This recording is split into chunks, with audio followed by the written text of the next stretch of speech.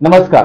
16 जानेवारी भारताचे लाडके पंतप्रधान मोदीजींनी स्टार्टअप डे म्हणून घोषित केलेलं। बहुत कम समय में हमने यूनिकॉर्न्स की सेंचुरी लगाई है और हम दुनिया के टॉप 3 स्टार्टअप इकोसिस्टम में से एक बने हैं।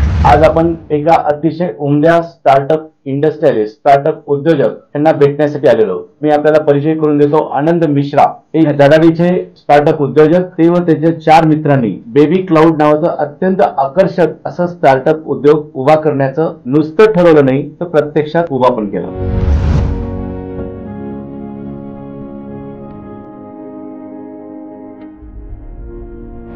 एका अतिशय उमद्या स्टार्टअप उद्योजकाला भेटतोय जो अतिशय हुशार आहे, टॅलेंटेड आहे। त्याचं नाव आहे अमय देशपांडे। हा अमय देशपांडे 3D प्रिंटिंगचे ऍप्लिकेशन इन व्हेरियस फील्ड या विषयामध्ये त्याने अतिशय सुंदर अशी एक स्टार्टअप कंपनी उभी केली आहे।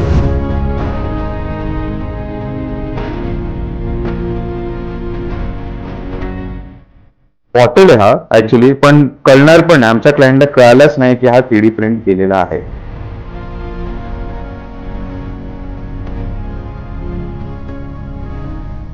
आज आपण मराठवाड्यातल्या एका जबरदस्त स्टार्टअप उद्योजिकेची भेट घेतोय। त्या आहेत नीना निकाले म्हणून अत्यंत सुंदर अशी गोष्ट त्यांनी तयार केलेली। आपण आता त्यांच्या तोंडातून ऐकूया की ही डबी ईसीजी मशीन त्यांनी केलेली, ती कशी केली याविषयी नीना मॅडम आपल्याला सांगा।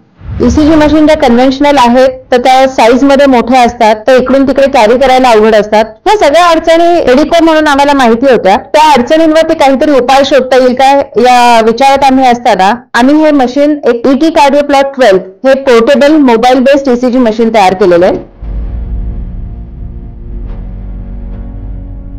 आकर्षक स्टार्टअप इंडस्ट्री सुरू करणारा योगेश गावंडे याची ओळख करून देत आहे। योगेश, तुझं शिक्षण काय झालं? माझं शिक्षण BE मेकॅनिकल झालं। आम्ही कॉलेजला असताना म्हणजे हा प्रोजेक्ट बनवला होता। काही प्रोजेक्ट्स बनवायचे होते आणि ते कॉलेजच्या कॉम्पिटिशन मध्ये ठेवायचे होते, तर त्यासाठी आम्ही हा ऍज अ प्रोजेक्ट म्हणून बनवला। तो लोकांना आवडत गेला आणि आम्ही वेगवेगळ्या ऍग्रिकल्चर एक्झिबिशन मध्ये जेव्हा तो ठेवला तर तिथे तो शेतकऱ्यांना आवडला आणि मग तो सेल सुरू झाला।